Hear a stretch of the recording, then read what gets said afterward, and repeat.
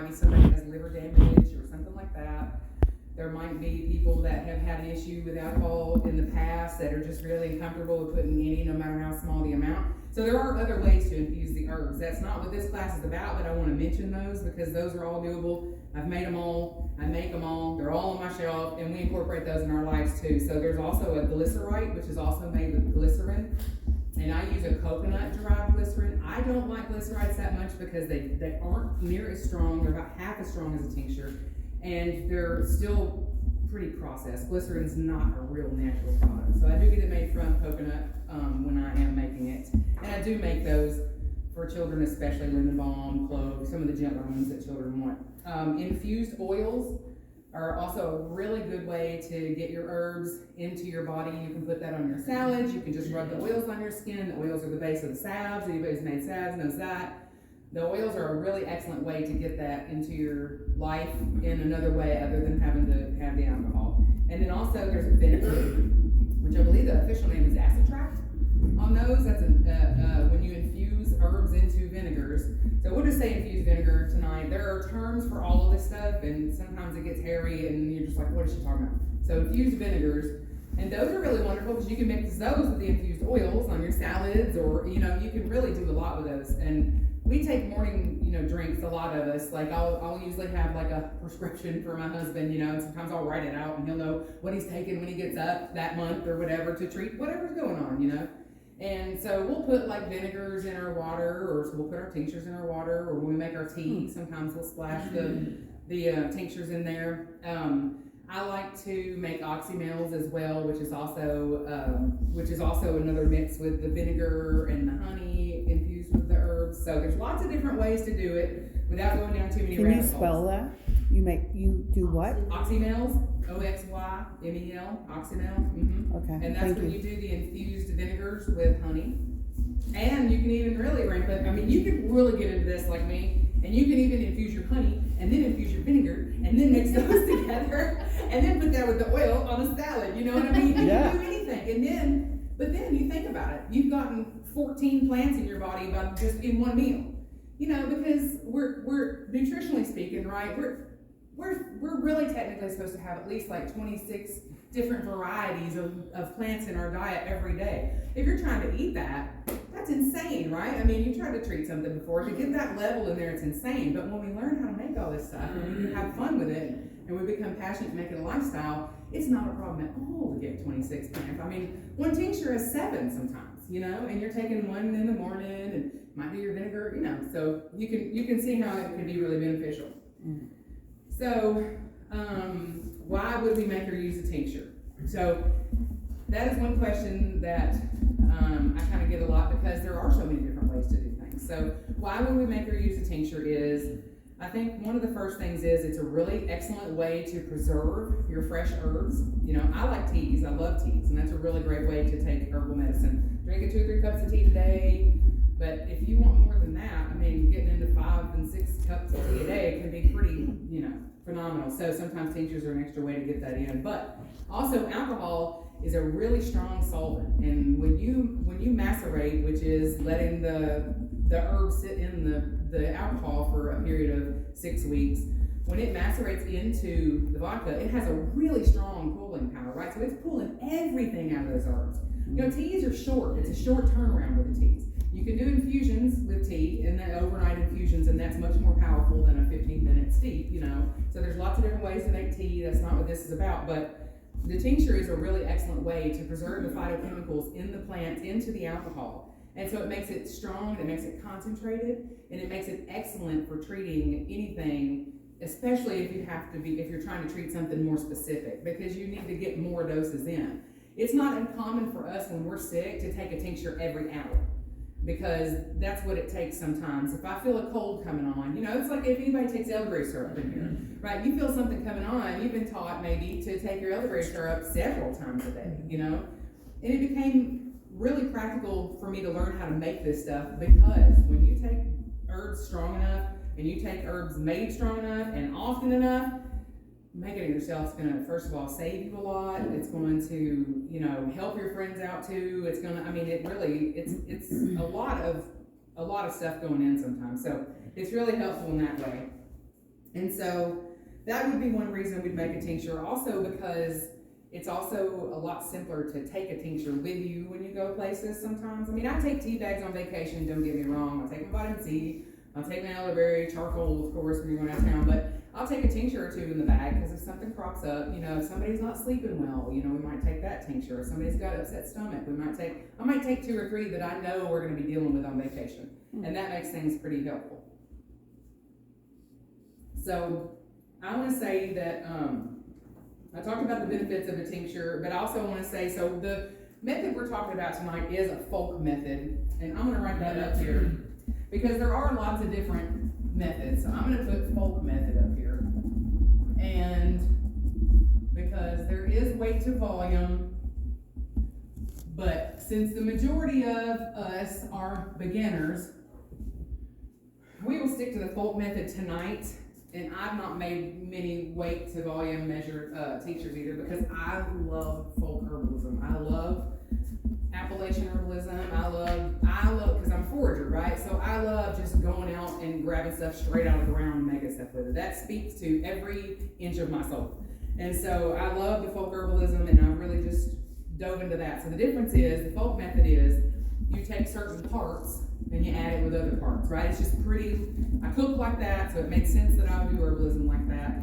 So you don't have as much of a standardized result in the end sometimes. Sometimes the way to measure, you might get more of a standardized result, but the folk method, you can make them really strong and you can use what you have, and I like it because it feels like there's more creativity with it, and this is a creative art for me as well. So the weight to measure, it's when you measure out the herb, like 1 gram of herb to 1 milliliter of vodka or whatever, and then you put that in there, and then you might extract that in the end. So we can talk more about that in the future. Maybe I'll work on some of those, and that way, if anybody else is interested in that method, we can have good discussions about it at least, So there's also another thing that we need to discuss about tinctures. See, the tincture itself is a relatively simple and straightforward process, and it's getting to the root of why you would want to make a tincture, what the benefits are, and the language and the steps, which is why this class is longer than 10 minutes, because the actual making of the tincture, when we get to the end, it's not going to take that long, and then you wait, and then the next class we'll talk about what herbs are in it.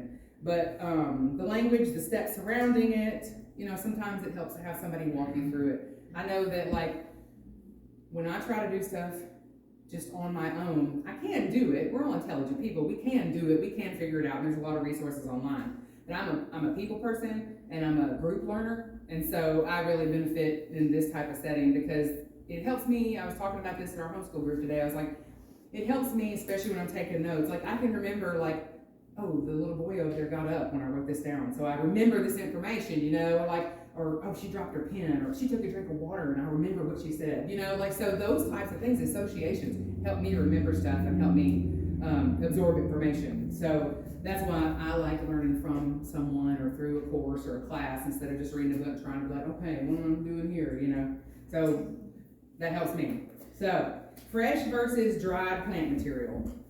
So what were some reasons why we would use fresh, and what were some reasons why we would use dried? So traditionally, tinctures were always made with dried plant material because that's just, there's no, what am I trying to say? Variables with that, right? You've got this amount of dried material, and even if you're using the folk method, you've got this amount of dried material, and you put it in the vodka, and you're going to come out with such and such at the end, this amount, and it's going to be what you wanted, right? Well, with the fresh material, there's the water content, which is kind of what you're battling against when you're making stuff that you want to be shelf stable, Now, the vodka does have a certain percentage of water in it, so you have more control over it when you're using dried herbs. Now, there is a school of thought in the herbal world that the fresh herbs have their vibrancy and their energy still with them. So as you get more into this, you'll read that, you'll hear that, you'll see people talking about that. If you watch herbal videos, you'll get some real strange stuff too, and that's fine if you enjoy that. Sometimes I like the more straightforward approach, but it is a spiritual thing for a lot of people too. So there's a lot of schools of thought out there, and so I I would agree with that to some degree. So, like, there are things like chickweed, which, if you forage chickweed out in the wild, it is very mucilaginous, which means it's really, like, if you crush it up, it would be like aloe vera. Everybody kind of knows what aloe vera feels like, right? So there are plants that have high mucilage in it like that. And so something like that, of course, it has more energy, more vibrancy to it because there's more to it, but it also has more water content because it has a higher mucilage. And one thing that I learned about alcohol is it actually precipitates out the mucilage. So if you're wanting that plant for the mucilage content, you're probably going to want to do a tea or an infusion with it in order to get that mucilage, because the alcohol pretty much just pulls the mucilage out and renders it useless. So that's one thing about tincture making, is just learning each of your plants and stuff as you go, and not to overwhelm you. It's totally doable and it's not complicated, but just one at a time sometimes is helpful, and then you learn all about it, and then you might do something else and you learn all about it. Sometimes I don't do that, and I'll make 17 new ones, and then I have 17 things to study and learn about. So sometimes it's easier to pace yourselves when you're starting out. So fresh versus dry, I think the conclusion that I came to was it's really a personal preference. Sometimes I will do fresh tinctures just because I am busy and I don't want to put them through the drying process, and I have a higher percentage of alcohol. So if you do dried 40% alcohol is fine, 80 proof. If you're doing dried material, that's plenty. But if you're doing fresh material, you're going to want to go 100 proof. You really will get a lot of different opinions on that. I have always used 100 proof, and it's been fine for me. And I've done high mucilage plants in 100 proof. I've done all kinds of things in 100 proof fresh. Some people will say that you want to use like 190 proof, and there's a lot of different methods out there, so just stick with this. 100 proof's always worked for me, and if you guys find out more in the future and you want to change your methods, that's fine, but we're just getting a base method tonight, and that's the point of this, right? So we got something we can walk out of here, and we can start in the morning. You can start it tonight. I do tinctures tonight all the time. The other day, he brought home a case of vodka, and I think I started 17 new 17 is the word of the night, but I did, because I got a lot of stuff coming up. I got a lot of people wanting different things, and so I was like, okay, so I'm like 11 o'clock at night trying to get ready for bed, putting the last one, the label on it, putting it in the cabinet. So it's, you could go out tonight and you could do it, well, we're gonna do it tonight, but you know what I mean. So some herbs, the chemical profile may change when it's dried, and I have not found a whole lot of validity to that statement, but I have seen a couple references, so I just wanted to mention that, so you could do more research if you wanted to. Some ideas might be St. John's wort or arnica might lose some of their medicinal properties as they're dried. I can't say that I have found that to be true in actual experience, though. We use St. John's wort all the time. I grow it, I forage it, and I've used it dried plenty of times, and it seems very effective. And I also infuse it in oil. Now I infuse it in oil fresh, and it makes nice, pretty red oil. And I use it for pain relief. St. John's wort's really excellent in salves for pain relief, topical pain relief. So, in arnica, I can't say that I've had fresh arnica. I grew it last year, but I didn't harvest it. So I don't really know from personal experience about arnica. I guess I just always had arnica in a gel or dried or in a salve, which was already infused in oil when I got it. So that's just some ideas.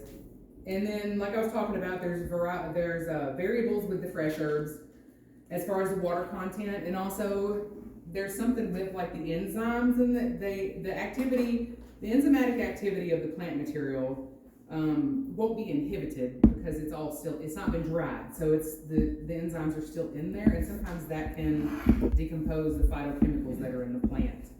Not to get real technical, but I think that was pretty clear. It's just, it might decompose more if you use the fresh material, but I have not found very much references on that being an issue, and so I really have not put a lot of concern in that area. It seems like fresh herbs and dried herbs are more of a preference overall, is my takeaway from all of the research that I've done so far. So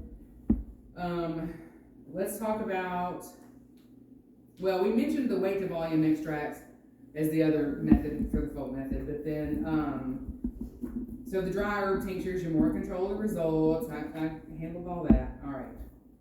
So So we'll discuss terminology with the tincture. If I could find, I have a list here of the terminology for the tincture because it makes things a little bit easier. If I can find the list. Hang on one second. Don't put me on the list on my phone. So the resources that are behind me while I'm looking this up, if you guys didn't take pictures or you want to write those down, the resources behind me are some of my favorite things that I have used to learn about making tinctures, and I have probably taken, I don't even know if I've ever actually paid for a course. Like, I think I paid for one, and because once you start getting on these websites, and you might sign up for them, they'll send you like free courses or free classes or whatever, probably to keep you, coming and trying to sell you the larger ones. But between the courses that you find on here, even if you pay for some of them, like the Grow Network Academy, I have found those to be so resourceful. And the reason that I took a lot of the Academy courses, the reason that I didn't pay for those is because I was on something called the Street Team with the Grow Network, which is, we kind of ran the blogs and the columns online and stuff. So they gave us full access to all of the Academy on the Grow Network when we joined the Street Team. And so it was pretty cool because they had like a foraging, and then the lady that runs that, her name is Marjorie Wildcraft, and she, probably not her real name, but I was like, Wildcraft, really? But that's cool. But she did a course on there, and it might still be on Herbal Academy, where she has like a 5-part series on herbal medicine making. And so that's really fun. She's not going to tell you a whole lot more than I do, but I found out that when I watched several different things, I gleaned from all of them, and it was really, really helpful for me. So, but also on the Grow Network, I put lots of free resources, but it'll direct you to many other people. So that's how I found out about Dr. Patrick Jones, was from the Grow Network, where they had a home medicine summit on there. Every year they do like a home medicine summit, and they have all of these speakers and stuff, and it's like a whole week, and then you can choose which ones you want to watch. And I'm kind of overachiever in that area, so I think I said, okay, we're clearing the schedule all week, so I watched them all for a couple years, and after that I kind of picked and choose some. But Dr. Patrick Jones is amazing. He has an amazing sense of humor, which makes it really cool to listen to his stuff. He's very goofy, but very knowledgeable, because he was a veterinarian for like 25 years.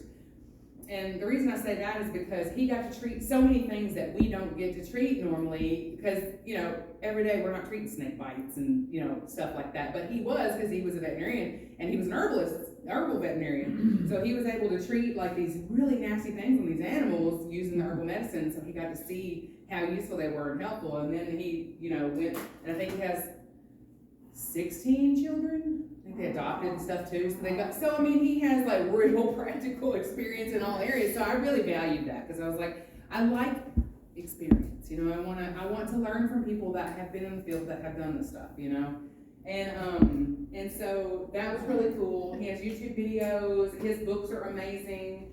I haven't ordered any of his books quite yet, but I have looked, and they'll give you a chapter to read or whatever, and I can see a lot of the things in there. But I try not to order too many books at once, because I do still have all of these, and I haven't even completely read all of these yet.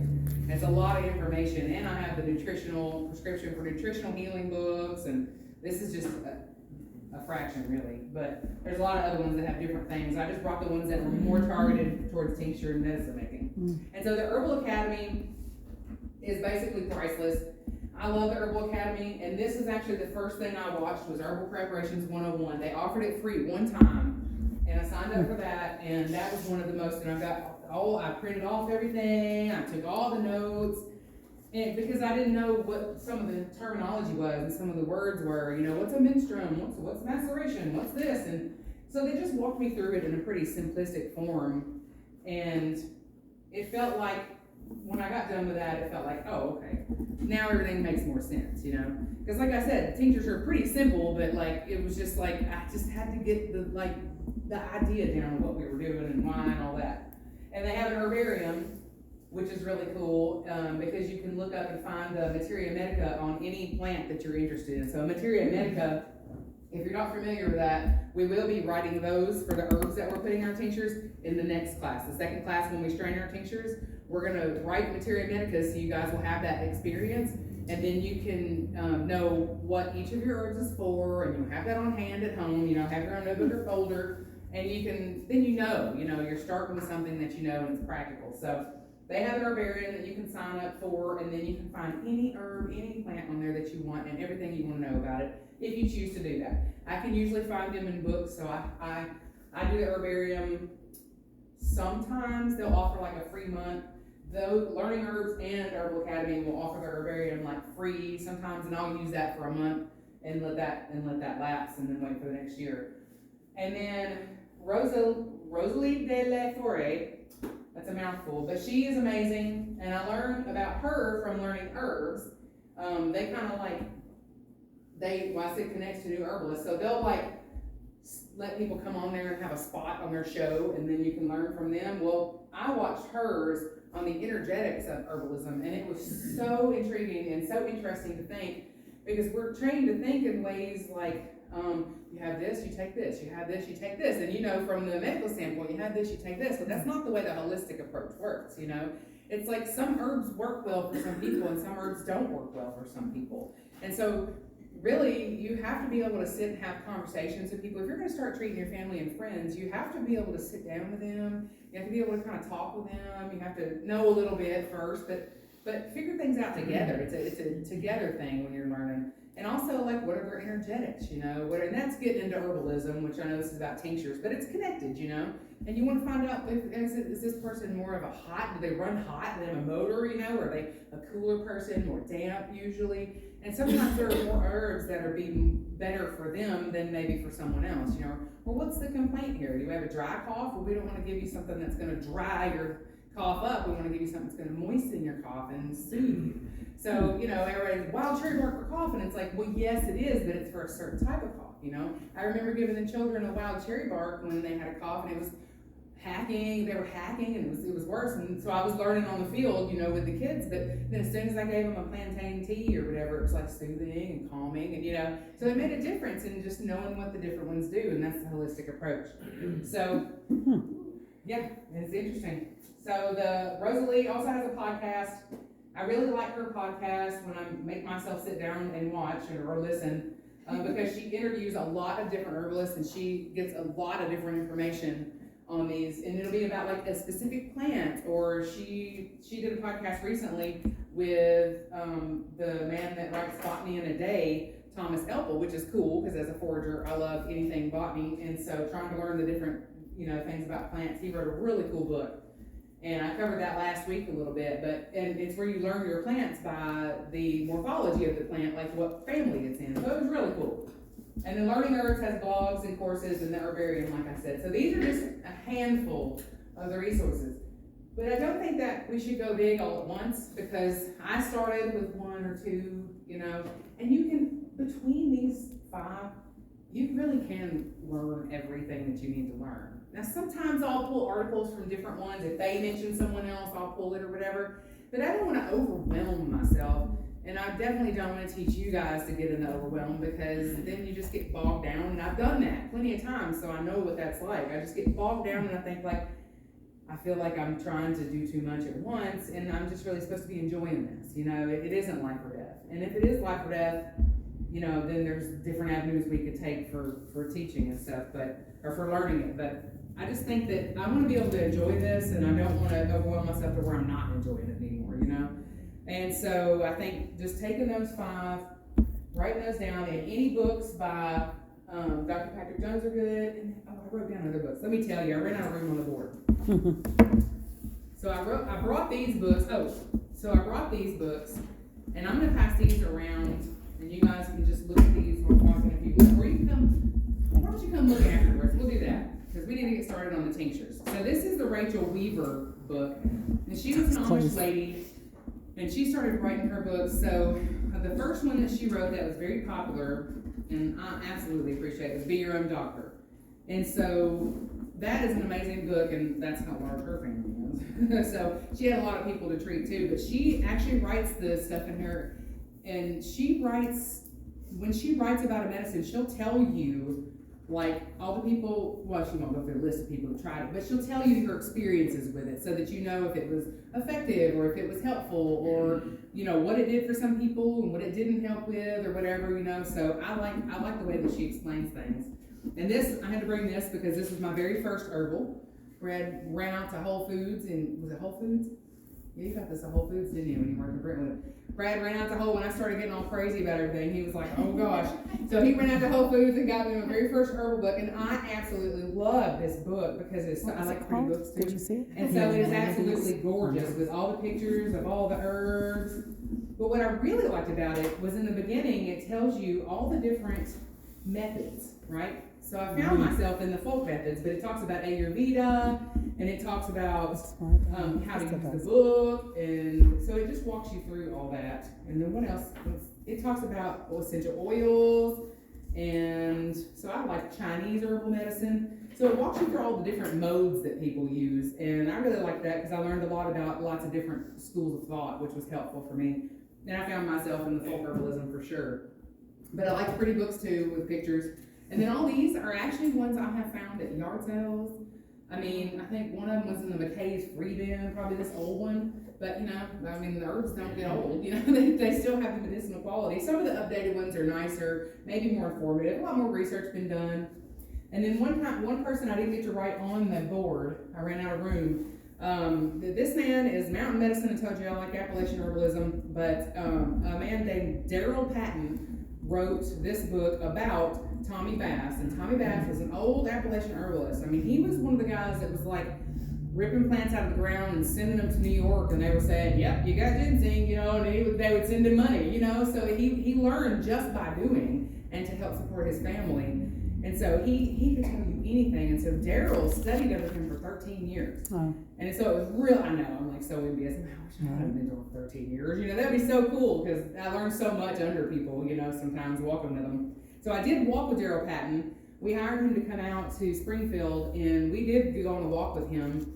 And even though I feel like he was tailored more towards beginners and I wasn't a beginner, I look back on my notes the other day before I did the forager class, and I realized he was very knowledgeable about a lot of different things, and I probably got more out of it than I thought I did at the time. So the Southern Herbalist, if you guys want to write that one down, that's a very good site, and he had a lot of information on there, and he'll talk about Tommy Bass very fondly, so it's cool. Did he speak at the Homestead conference? Yes, it did. Okay. Probably. He was showing us that these mushrooms are great. They'll put you to sleep. Just don't take too much. The Amanitas. Yep. Oh. I wonder if it's the same ones he brought to the. Probably in all his jars. He brought Yep. plants. It's pretty cool. He did. And he's the one that gave me my first morel. It was so funny. He had them all dried and he was just showing them to us. And I was like brave enough to say like, oh, can I have one? He was like, I was like, okay. I brought it home and put it in a jar, and I was like waiting to find them, you know. So I finally chopped it up and put it in a soup, and then sure enough, we started finding them and stuff. So I found plenty more else, but it was really cool walking with him because he's very knowledgeable. And he was the one. He's actually the reason I got the black raspberries that I have growing right now, because we pulled up to the place where we were hiking with him, and there was all these black raspberries, and I knew what they were, and we were eating them. And he came up and he was like, oh my gosh, you guys, those are toxic, you know. We're like, and I knew, I was like, what's he talking about? You know, but everybody else was like, oh no, you know. And he said, but he told me, he says, you know, if you dig those up, he says, if you dig them up real deep, he says, you just take them home and put them right in the ground. They don't even know they've been transplanted. And I was like, okay, I'll do that. So I did. I dug those up. I knew the people that owned the property, so I came back after the class another time and dug them up. And those are the black raspberries I have today still. So thank you, Daryl Patton. But we ought to probably, let me see what time it is. Well, we're doing really good. Let's go ahead and start on our tinctures. And like I said, it's a pretty straightforward process. Let me make sure I didn't miss anything in here. And then we will make our tinctures, and then I'll talk a little bit about what is in the herbs. So normally, yeah, let's put some, if you don't mind, let's put some on. I'll do that because you're taking it fast, so I'll take care of you. So this is, so we can't name, you have to be careful when you name your stuff, because of trademarks and stuff. So Sleepy Time Tea is a registered trademark. So we had to come up with a name, so Brenda says, you're pretty good at finding names, so I call it Silent Logs. Silent Logs.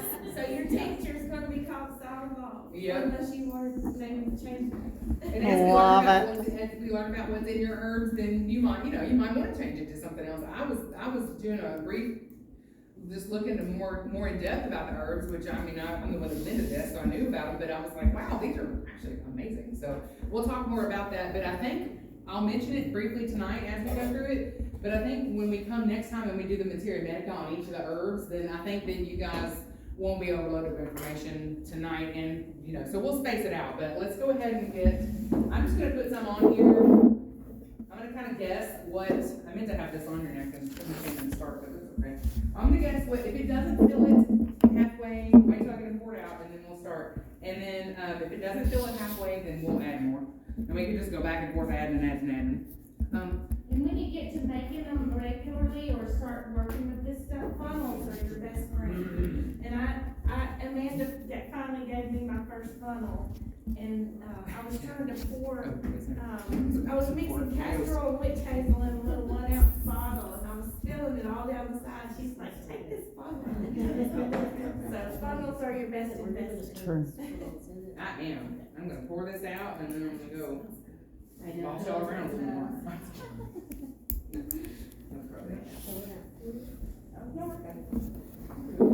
Yeah, you can look at those books. Yeah. If anybody wants to come and look at books on board, and it's gonna be another minute, that'd be fine. And another little trick that I learned tonight, I had 2 of these, and I was picking one up, putting it back in the bag, and I bumped the other jar and it's broken. Oh no. And so I was like, oh my God, that's almost $40. And so she's like, no, let's get a coffee filter, we're gonna filter it. Yeah. So if you break the glass jars, you can filter the things through a coffee filter. And Yeah. and that's how you save your money. Save the day. Save the day. I did that with a gallon of milk the other day. I was telling her, I said, well, I just went through this last week. I set a gallon of milk on the ground, and then I was pulling the other one out to put something in the back, and I hit the other jar. The milk started pouring everywhere, but it was halfway, so I just strained the rest of the milk out. Oh man. Oh, wait. Yeah, Austin, you're doing it, aren't you? You boys sleeping back there?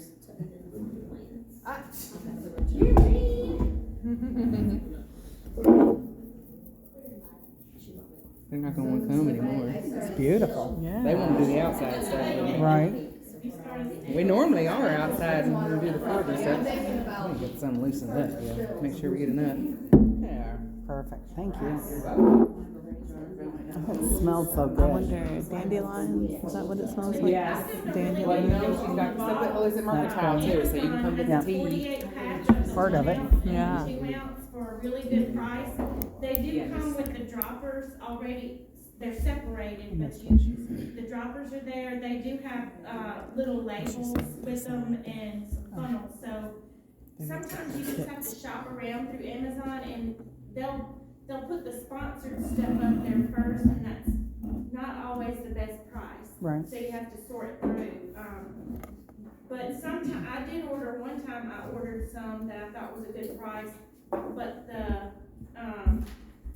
the dropper was not glass, it was plastic, and so I didn't use those, so, yeah, you just have to be, frugal and look through things. I'm gonna tell you what's in there, so you can write those down. Okay. Then we'll begin the process. So sawing logs, the blend that Angie and I came up with together is chamomile. I could have written that in the other side, one of my TV's taking that. And the flower. Passion flower herb. And then peppermint. Smells like peppermint. That's why it smells so good. Yes. Then calendula flowers. Spell that. What was it? Calendula. C-A-L-E-N-D-U-L-A. Like it phonetically sounds like calendula. Calendula. I got it.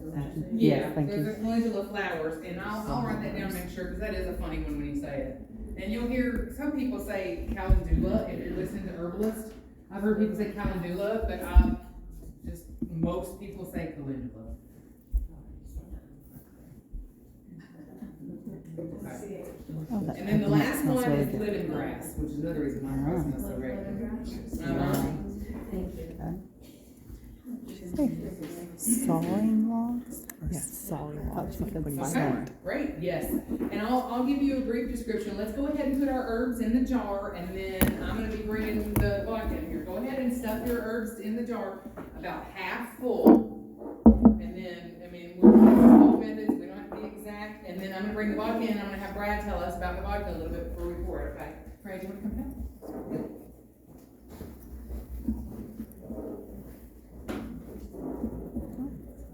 That was about perfect.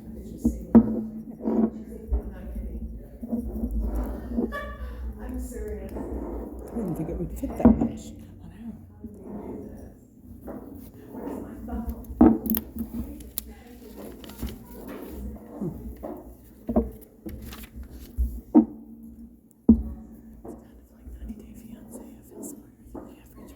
Aw, I don't. Oh. I Gotcha. hope the paper towel worked out for you. I did not have. I thought you meant for what she was If you have herb left over, that's fine. I saw that. If you have vodka left over, it's fine. Pour it back. Yeah. I wanna make sure you're. What'd she say to Olga? Let Brad tell us about. Country road. Yeah. I love that. I love that. Yes. Yes. Well, what hurts? That's good. Yes, you do. Do you need We more? do need. No, I don't think so. Austin needs one, and the whole back row will need some, so we'll get I think it's good. 3 more cups. Sure. Sorry about that. You guys have enough for now? Thank you. I'll tell you what, Yeah, I'll pass that down to her so they don't have to go past us. I'll do it that way. We don't have to try to walk through, right? These clear cups are in the, you'll go get us, 3, 4 more of those. Thank you, baby. All right, you didn't have, all right.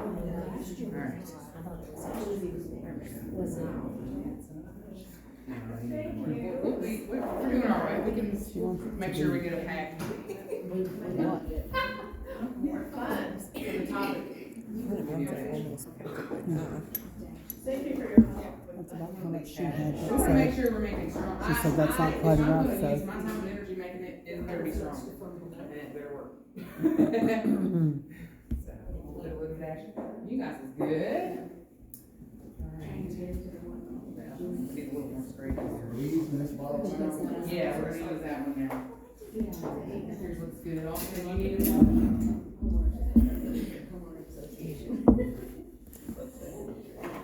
Well, we'll put it back in there if we have to.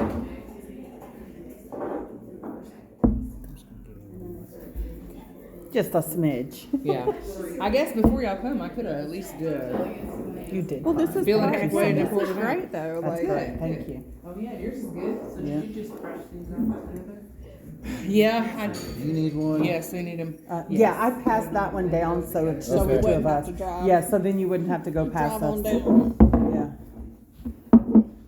We didn't drink it, I promise.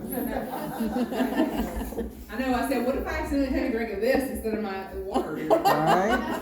Y'all be like, okay. It's gonna be a fun class. Adult tincture making. Yeah, the adult versions. Thank you. Also, this is her sign-in You sheet. got one, I got one, you need one? Everybody's got one? Everybody? Awesome. All right, Except now for you go ahead Austin. and talk. I got Austin. Alright, so, basically, I'll wait till she's done pouring, but, you know, you can use any kind of alcohol. This is our preferred brand right here, this is Blue Soya, and I'm gonna tell you why. So, we decided when we first started doing this that we were gonna use vodka. And this is really like, there's views that talk about being health conscious, so you'll probably like this information.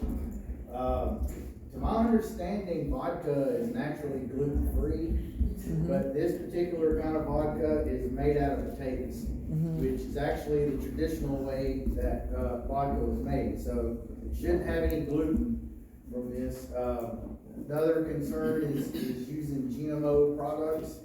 Now, you can get organic vodka.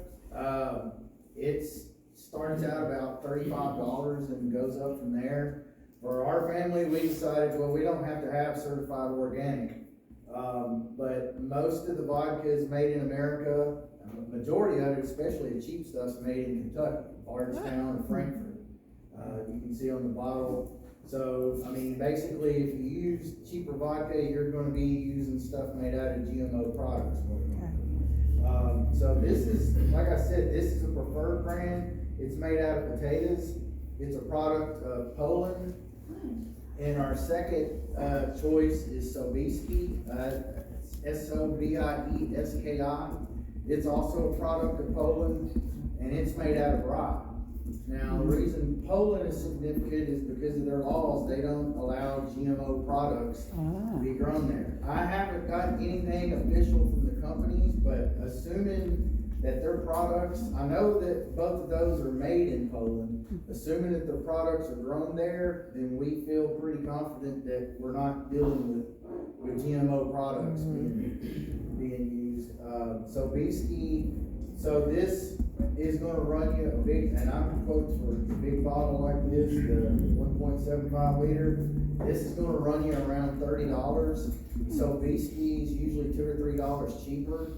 And if this is important to you, like this is always in glass. Sobieski, I see it both. I don't know what it is. Sometimes it comes in glass and sometimes it comes in plastic. And this is the 80 proof. Now when it comes to 100 proof, we pretty much, you got Taka and Skull. I mean, we just kind of had to compromise that. So that's our two preferred brands. I will add a couple things, like if you want to go out and look, like this actually happened about a year ago. I was at a liquor store out off of White Bridge Road, and I noticed Smirnoff vodka. They had this sign saying, I forget if it said it was organic or it was non-GMO or all natural or something like that. So, wow, I might need to look into that. So that didn't last long because it was just a marketing gimmick. Somebody called them on it.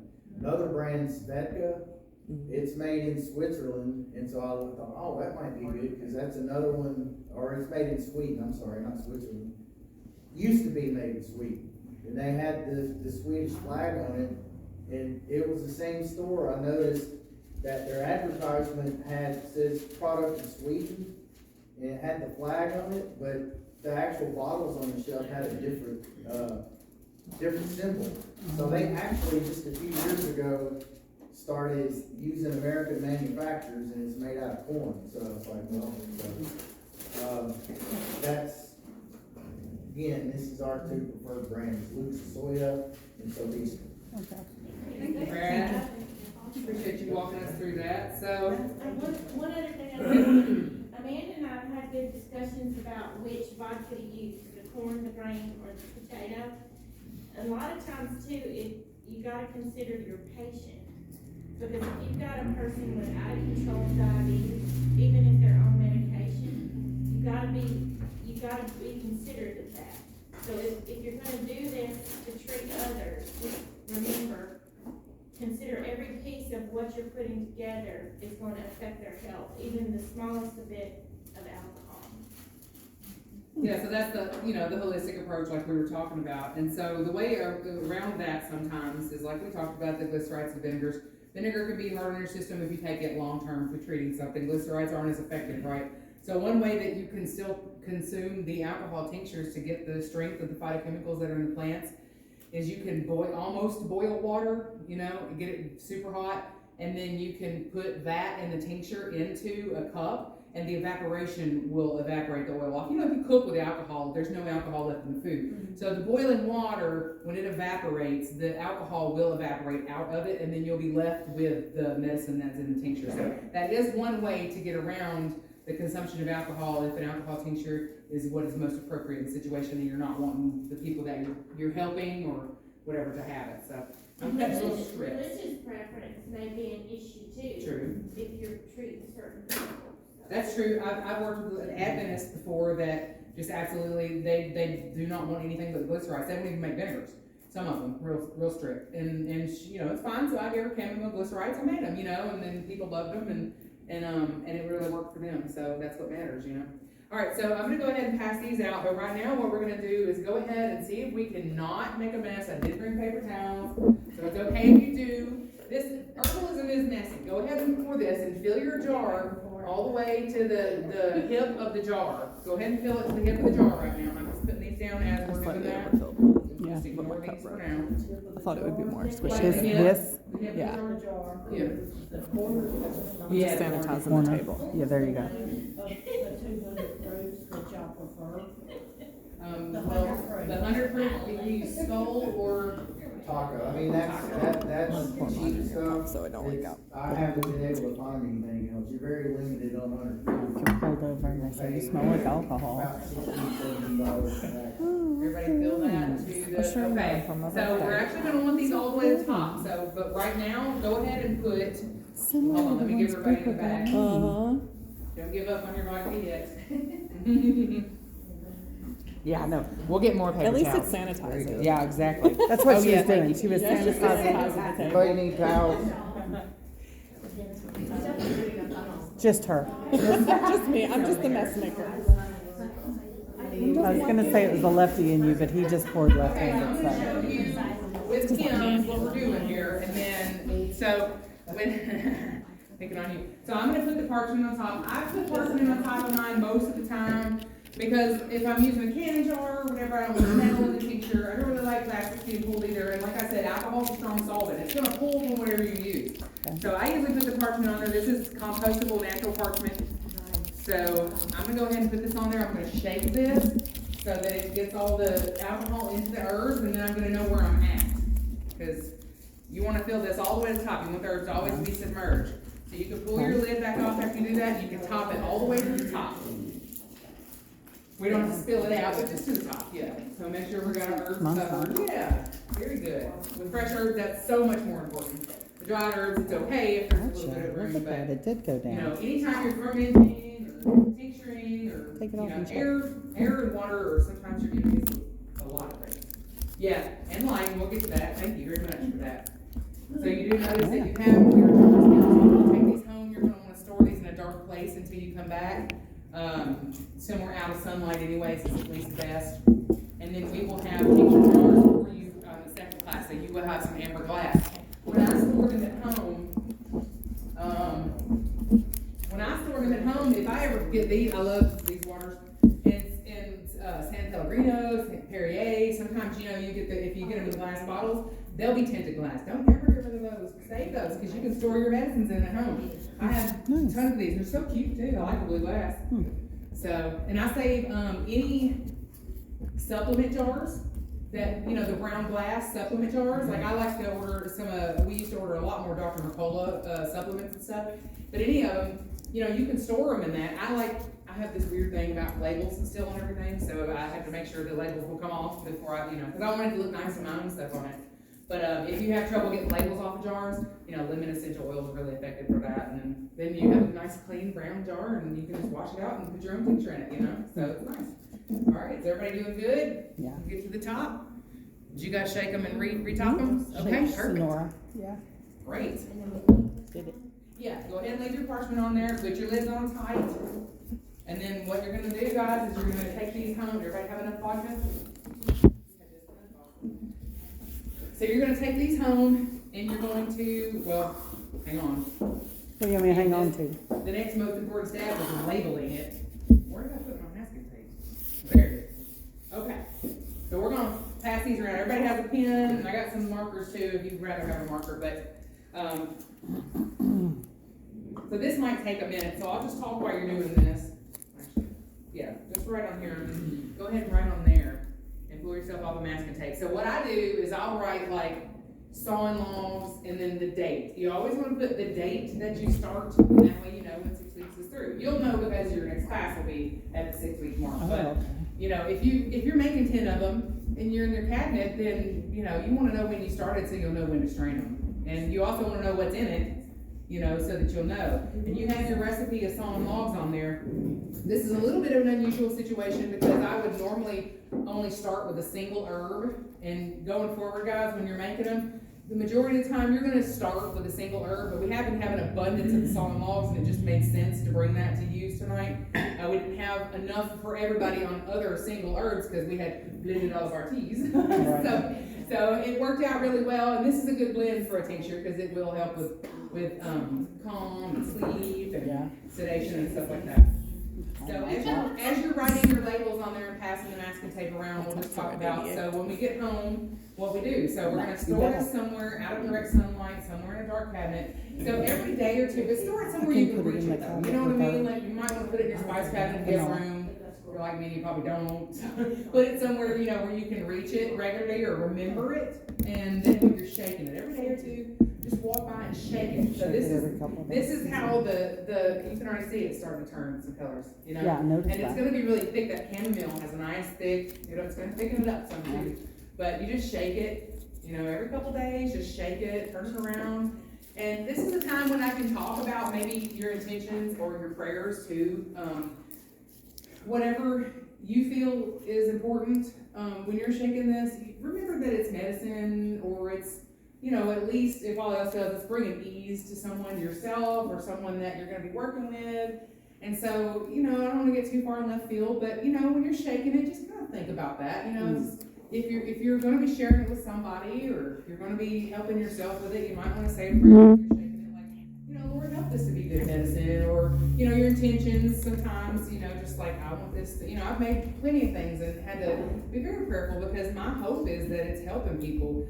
I know that I'm not a naturopath and I'm not curing all these people, but I know that the stuff that I make is bringing ease and it's bringing help to people that might not really feel like that's anywhere else to be found. And so sometimes when I'm making a lot of the medicines, I'll bless it, I'll pray and stuff. And if that seems to be a good train of thought for you, then I would encourage you to do that as well. Can I update you on your head? So she makes a hedge apple tincture. We had a gentleman come in and said, hedge apples cures his stage 4 cancer. And so we went on a mission in October to find hedge apples, and Amanda is making these things out of this. And so he's in California, the family was coming through, and so we hedge apples are bitter, they're awful, you can't really eat them unless you have no other. Yeah. Osage orange fruit? Yeah, Osage orange, yeah. But when you don't have any other choice and the doctors tell you there's nothing they can do, you're gonna eat whatever you need to eat when someone tells you it saved their life. So anyhow, Amanda just made, so she started with a tincture. I gave the wife 4 4-ounce bottles. It's helping him. And it's helping him so much that he felt like he just felt like he was overcoming, but he ran out. And so he goes back to the oncologist next week. But in the meantime, we didn't have more, we got more tinctures being made, but we had made a salve to put on the lymph nodes so that it would absorb into the lymph nodes, but it wasn't quite palatable. So Amanda just made what we are now saying is a spread, and we actually tasted it to make sure. So she added beeswax and propolis to the oil, like somehow she infuses the hedge apples into the oils, olive oil, coconut oil, and then adds the rosemary extract and all this stuff. But she prays over it when she makes it, and it's working. It is working for this customer and one other one. And so I say customer, but we don't charge them. This is our humanitarian project, and we are trying to come up with a solution. And so just be prepared if I send out a mass notice coming up in the fall. We need hands to go grab hedge apples and chop them up and freeze them, because that's what we're going to do this year. But anyway, it is working. The practice works. When she handed me those, that was a moment for sure. I was like, what? Hedge apples are. Well, I learned in foraging that you can extract the seeds from hedge apples and eat them, but the man I was walking with, he was like, it is so much work, you know, it's like, it's just really not worth it unless you just are interested in doing it, which I am a lot of things, but those always kind of looked untackleable, so I just dehydrated the whole thing, and, you know, there we went, so. So, does everybody have theirs? Are we still working on labeling? Yeah, we don't have it. Yeah. Okay, you got it, you can pass it back there. So she did say something that made me want to mention though. So when you get into making more of your tinctures and stuff, you are going to want to think ahead, because it does take 6 weeks for these to make. So if you know you're going to, like, say August, you know, and you know you're coming up into the cold and flu season, you know, you have a couple of months to go ahead and think ahead, your garden's really producing, if you're growing herbs, you know, or if you start foraging, which I would love for all of you to join me in there on foraging those, it's amazing. And so, however you're sourcing it, which we'll talk about some more sources for herbs too, but however you're sourcing them, it's really important that you go ahead and start stuff on time so that it's ready when you're ready for it, you know, so you're gonna wanna go ahead and, go ahead. I have a question. No, go ahead. And maybe you're gonna get to this later, but how long would someone just Stephanie's made these? No, that's a good question, and that's probably something I need to cover next. So, that's another reason that we use the, tinctures and stuff too, because it does prolong the shelf life. So, the general rule of thumb is tinctures last 5 years, but the real rule of thumb is forever, it's vodka. I mean, it's alcohol, you know, if you strain it really well, okay, so we'll put in that caveat. So if you strained it really well, you know, if you're doing powdered herbs, there's going to be some sediment left in there. I mean, I strain powdered herbs through a couple of things sometimes, and there's still some sediment in the bottom, which is perfectly fine. You're still getting the herb in your body, but that may shorten the shelf life a little bit. But it just depends on what it is, you know. And like, I don't think that some of the herbs themselves are preservatives, you know what I mean? Like, if you're doing a rosemary tincture or even ginger tincture, then those herbs themselves are so high in volatile oils and stuff that they're going to be a preservative for whatever you put them in. You know, that's why a lot of times in the salves that you see that are made, or if you've made salves, they'll call for rosemary essential oil because it's a natural preservative. You'll see it in products in the store too, more natural products. You'll see rosemary essential oil, and that's why it's in there. It's not their flavor in the crackers necessarily. It is a help, but it's also a preservative. So, and there's other things too. So like there's other things that are good preservatives, but I think rosemary is pretty standard on that. So thinking ahead, and then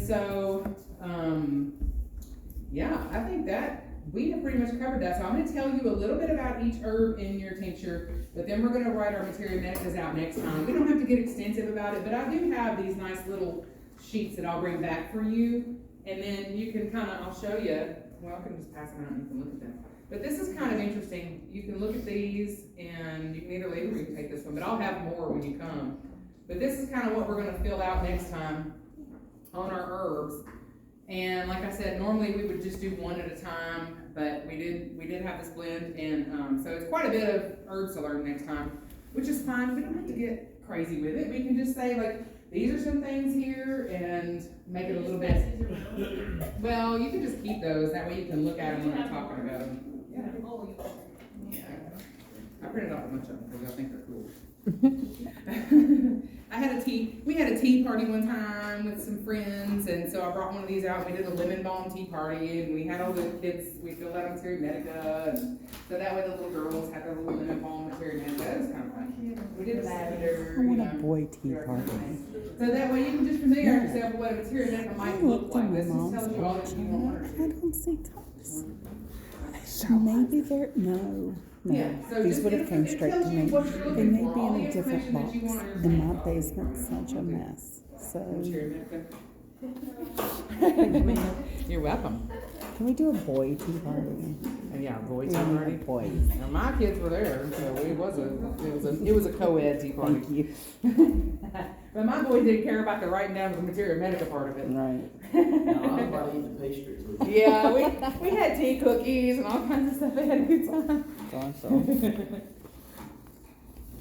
So that's the materia medica. I'll bring more of these forms Maybe next do that time, with, and Gilly we and Noah can either put them on the and, same one, or we can put them on different I ones. wish you were going. I don't want it to get too lengthy next time and overwhelm you, but I want you to know your herbs well, especially if you're going to be consuming them or sharing them with people. So I will just mention today a few things about your herbs, so you'll go home and you'll know, and you'll be thinking about when you're shaking them, what's in them and what you want from them. So chamomile is a mild sedative. It's also anti-inflammatory. It's an antiseptic, and it's a carminative, which means that it helps you digest your food well. Anytime you put a carminative in your body, then it's going to help your body with digestion, so that you're not using all of your own energy to digest your food. Digestion is a huge process in our body, so it takes a lot of energy. So we're adding spices and seasonings and herbs to our diet. That means that we're helping our body digest the food and assimilate all the stuff that we get from our food, and we're not using all our energy. So sometimes you might eat a big meal or eat a meal just in period, and you might get like a slump afterwards. That's because your body's, it's a huge process digesting. So we use carminatives to help us. So chamomile can do that as well. Antispasmodic, it's excellent for pain relief in stronger doses. So, and this tincture will also be strong because, like I said, the vodka pulls all the phytochemicals out. So, and then tell me when you're ready for the passion flower. We can kind of write down. Everybody kind of get short notes on that. Can you just repeat that? Yeah. Whole thing about chamomile? Yeah, sure. It's a mild sedative, anti-inflammatory, antiseptic, carminative, which helps with digestion, antispasmodic, and it's excellent for pain relief. So if you're doing like a tea of chamomile, you want to make like a double tea, you know? I sometimes I use 2 or 3 tea bags if I'm using tea bags, but that will help you with headaches and stuff like that too. Helps us when we're sick. We always do chamomile when we're sick. All right, so the passion flower, it relieves spasms and nervous tension. It has a sedative effect. It allays anxiety. And it lowers blood pressure. I found, I did not actually know that about passion flower. I read that today, but it makes sense if it's calming you down, it's relaxing you, it's kind of slowing, you know, it's lowering the stress and the tension. That makes sense.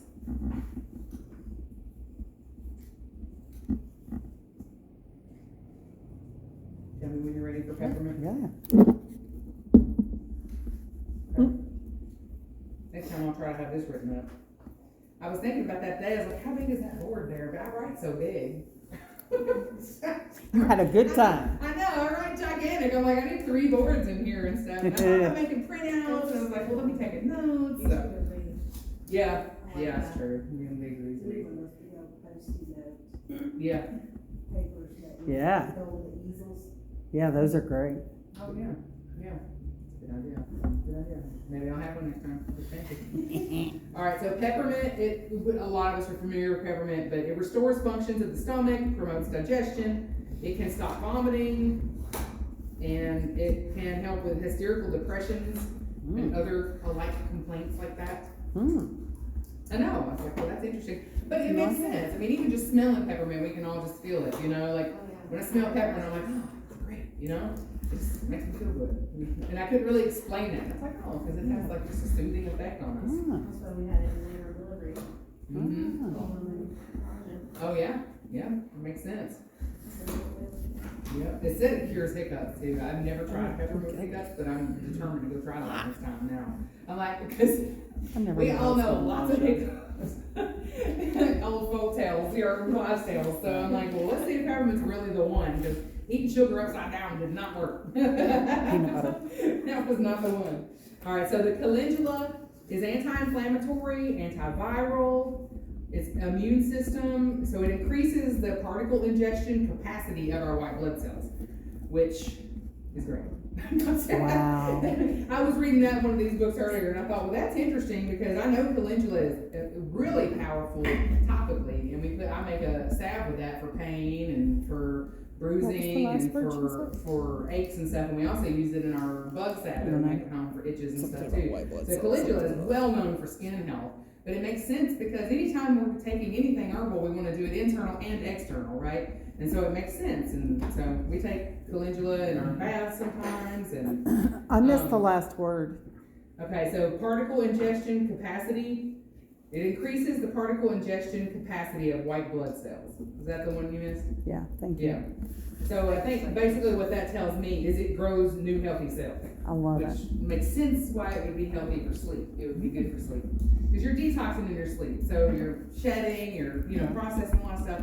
So you want to rebuild too, and that's good. So it kind of comes in there and rebuilds. Very true. Good blend. And then lemongrass was amazing. It's a carminative. It's also pain relief. Lemongrass is excellent under stress. Is that it? That's what it is? Lemongrass? Yeah. Maybe I missed that part. If you guys didn't get the lemongrass, okay. Yeah. So it's carminative, pain relief, excellent under stress, and it is an excellent blood cleanser, which I'm very happy to find that out because we always need things that help us with that.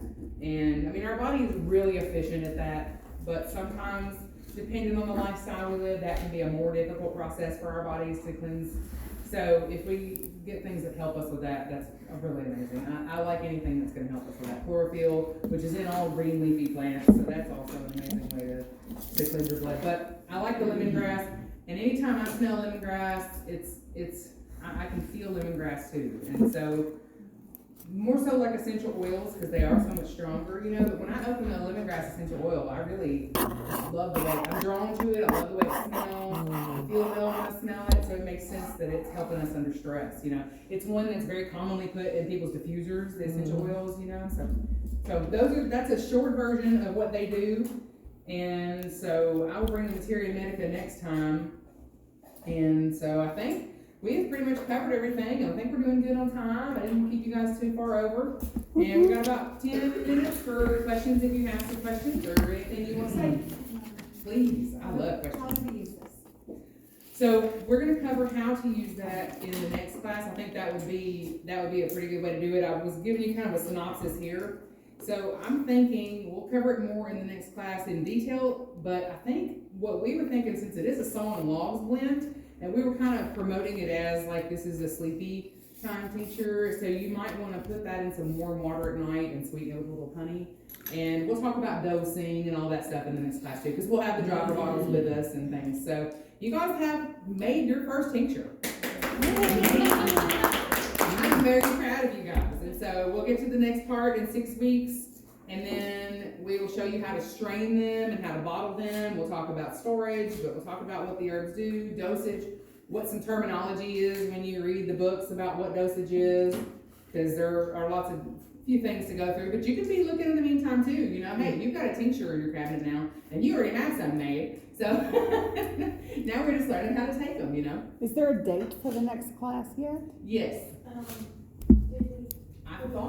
I thought it was on there on the I didn't see it, so. What did you say, 6 weeks? 6 6 weeks. weeks. 6 weeks, okay. She's the 2, 3, marketing 4, 5, editor. 6 would be the 21st. I'm not even on Facebook, so I'm just like, Auntie, can you just do all this and I'll just show it? Did you use like equal parts of all of these? Yeah, well, yes, I did. I didn't bring the recipe here. So actually, let me look at it. I have it on my Google calendar.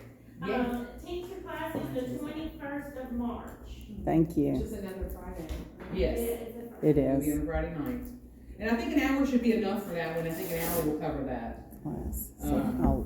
But if we go over, that's fine. I'm never in a hurry. You know, I always want to make sure everybody's questions are answered, but it seems like an hour is probably plenty since it's straining and, you know, it'll be more like hands-on since we are doing the straining. And I kind of have to think through some of those processes too with everyone. I'm like, oh, but we might just bring the cheesecloth and cut it up or something. We'll figure it out. It'll be great. Elderberry syrup, I have elderberries and I've been wanting to make syrup, but I'm not sure how, do I do it with a vodka or do I do it with something else? With the syrup, I would make elderberry syrup. I just made some yesterday.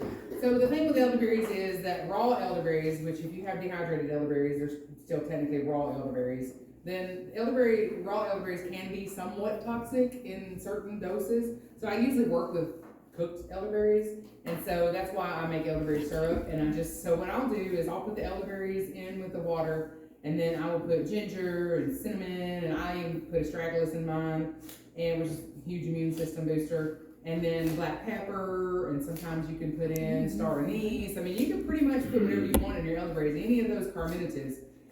But ginger, cinnamon, elderberries are usually pretty standard. And am I missing one? Ginger? I put clove in mine. Clove. And Ginger, cinnamon, clove, elderberry. Yes, that's the standard recipe for the elderberry. And you boil that all for about, I would say 30, 45 minutes is about average how long I boil it. And then I let it cool down, and then I'll strain it, you know, because you want to boil some of the water out of it because you want it to be thicker. And once you strain it all out of there, if it doesn't look thick enough, you can put that water back on. I mean, you can put the elderberry tea back on, which is what you've made in elderberry tea. And you can reduce it down to as thick as you want. But really, when you add the honey to it, it thickens it up. And so that really makes for a good elderberry syrup. So I don't really reduce it much after I cook it that first time. Do you reduce yours?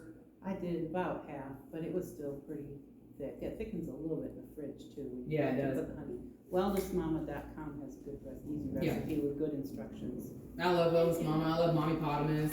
There's a lot I of good used sites. the one from Wellness Mama. Yeah, I like that. But that's a really good elderberry, and then just add the honey, and I add quite a bit of honey to it, 'cause if you take it from the store, it's super sweet, you I know? put a whole cup in it. And and you can also make a shelf-stable elderberry, which is more advanced, and you can do your infused oils that we talked about, right? I mean, your infused vinegars.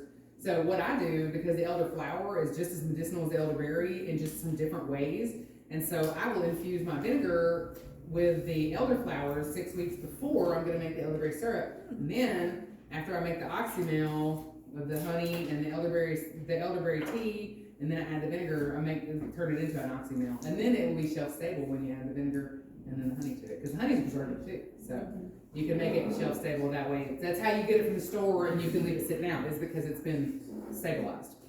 Yeah, and there's different ways to do that too, but that's the home way to do it. And then, but some people don't like the vinegar in there. That's fine. You can just sweeten it with honey and put it in the fridge, and it won't grow mold, you know. So, good.